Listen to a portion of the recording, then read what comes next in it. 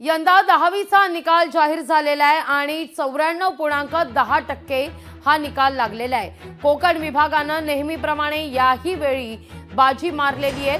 10वीच्या निकालात कोकण विभाग अव्वल ठरतोय। या विभागानं 98.82% मिळवलेले आहेत।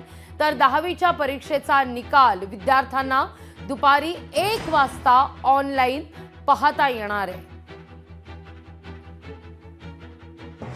राज्यामध्ये 23,489 माध्यमिक शाळांमधून 15,58,020 विद्यार्थ्यांनी नियमित विद्यार्थ्यांनी नोंदणी केली होती। त्यापैकी 7,924 शाळांचा निकाल 100% इतका लागलेला आहे। यावर्षी मार्च 25चा निकाल 94.10% इतका लागलेला आहे। म्हणजेच गेल्या वर्षीपेक्षा यावर्षी निकालाची टक्केवारी 1.71% कमी झालेली आहे।